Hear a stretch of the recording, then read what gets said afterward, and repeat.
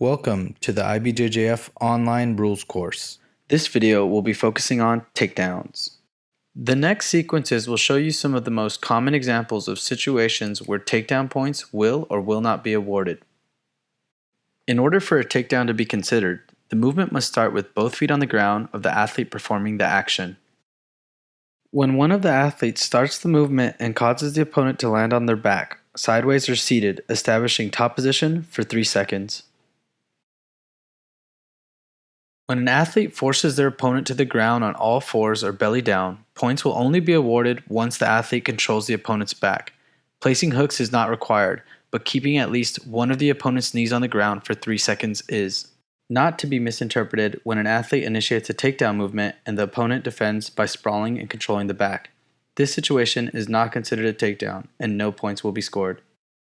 If an athlete takes the opponent down in the safety area and stabilizes for 3 seconds, 2 points will be awarded and the fight will restart in the same position at the center of the mat.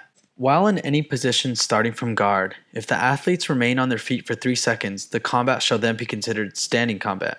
In order to start the 3-second countdown, one of the athletes must have 2 feet on the ground and the opponent at least 1 foot on the ground, without the knee of the opposite leg touching the mat. But when both athletes remain standing for less than 3 seconds and the athlete on defense throws the opponent back to the ground, no points or advantage will be awarded.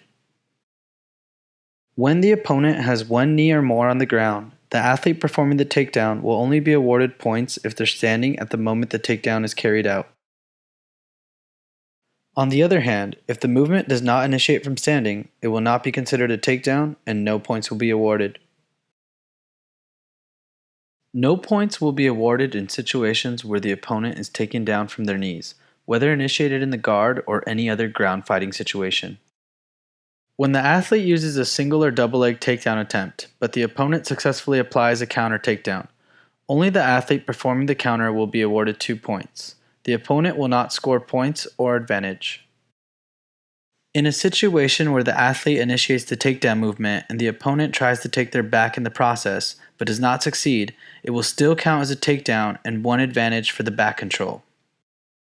Not to be misinterpreted if the athlete takes the opponent down in order to defend a standing back take, where the opponent has 1 or 2 hooks in and no feet on the ground, they will not be awarded 2 points or advantage for the takedown. An athlete who initiates a takedown before the opponent initiates the guard pull will be awarded 2 points for the takedown. However, if the athlete who initiates a takedown after the opponent initiates a guard pull, they will not be awarded 2 points or advantage.